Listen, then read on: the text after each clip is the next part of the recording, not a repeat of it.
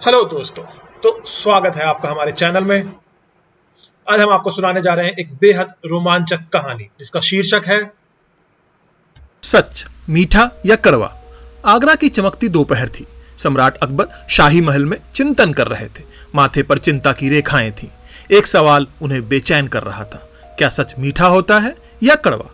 कुछ विद्वानों का कहना था कि सच दवा की तरह होता है, कड़वा पर जरूरी। दूसरे कहते थे कि सच शहद की तरह होता है, मीठा और पवित्र। पर सच्चाई असल में क्या थी? इस प्रश्न से परेशान होकर अकबर ने अपने सबसे प्रिय और चतुर सलाहकार बीरबल को दरबार में बुलाया। बीरबल, अकबर ने कहा। जैसे ही बीरबल ने झुककर उन्हें प्रणाम किया, आज मैं तुमसे एक ऐसा सवाल पूछूंगा जो मुझे गहराई से परेशान कर रहा है। बीरबल, जो हमेशा विनम्र लेकिन आत्मविश्वासी थे, बोले, हुजूर, आप जो भी पूछेंगे मैं पूरी कोशिश करूंगा कि आपको संतुष्ट कर सकूं। अकबर बोले, बताओ बीरबल, क्या सच मीठा होता है या कड़वा? बीरबल मुस्कुराए, जैसे उन्होंने सवाल की गहराई को तुरंत ही पहचान लिया था। उन्होंने कहा, जहांपना, सच अपने आप में ना तो मीठा होता है और ना ही कड़वा। यह तो इस बात पर निर्भर करता है कि सुनने वाला उसे किस भाव से ग्रहण करना चाहता है। अकबर ने भौहें चढ़ाई। इस बात को जरा और समझाओ बीरबल, उन्होंने कहा। बीरबल ने जवाब दिया, यदि कोई व्यक्ति विनम्र और समझदार हो तो सबसे कठोर सच भी उसे मीठा लगने लगेगा, क्योंकि वह ईमानदारी की कदर करता है।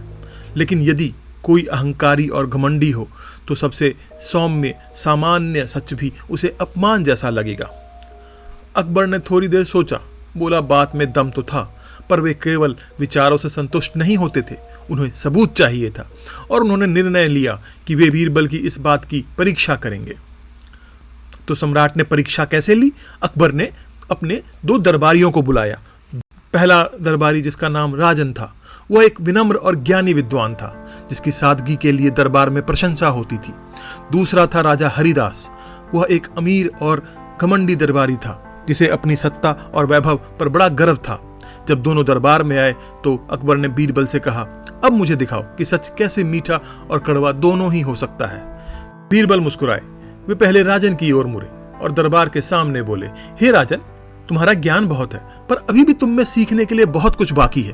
तुम्हारी बुद्धि नदी जैसी है, बहती है पर कभी पूरी नहीं होती। राजन ने श्रद्धा से सर झुकाया और मुस्कुराते हुए कहा, आपका धन्यवाद बीरबल जी, आपने मुझे मेरी कमजोरियां दिखाई। मैं प्रतिदिन और अधिक सीखने का प्रयास करूंगा। पूरे दरबार ने राजन की सराहना की। राजन की विनम्रता ने सबका दिल जीत लिया।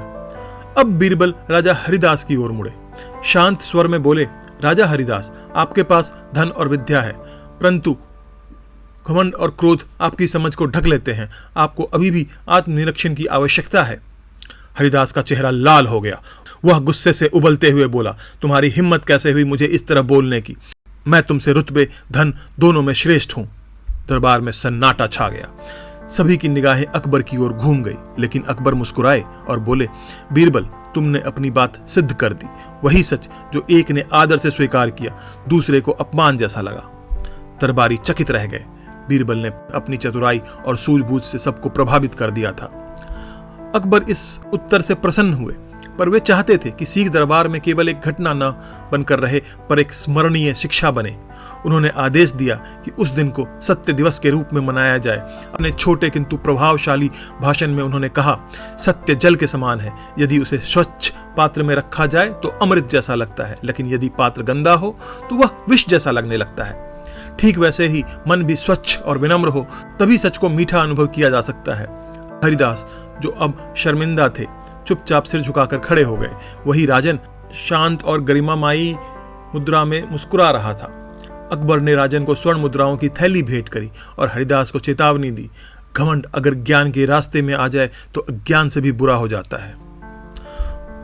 तो इस कहानी से हम क्या सीखते हैं? सत्य अपने आप में ना तो मीठा होता है न कड़वा। इस बात पर निर्भर करता है कि सुनने वाला कैसा है, उसका दिल कैसा है।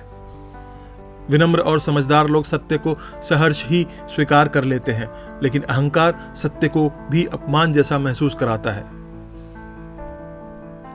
तो दोस्तों, अगर आपको ये कहानी पसंद आई हो तो एक लाइक जरूर दीजिए। अपने दोस्तों और परिवारों के साथ शेयर करना ना भूलें ताकि ये प्रेरणा औरों तक भी पहुंच सके। ऐसी और कहानियों के लिए हमारे चैनल को सब्सक्राइब करें और पास में दिख रही नोटिफिकेशन बेल को दबा दें ताकि अगली बार कोई वीडियो मिस ना हो। नीचे कमेंट करके हमें बताइए कि इस कहानी ने आपको क्या सिखाया।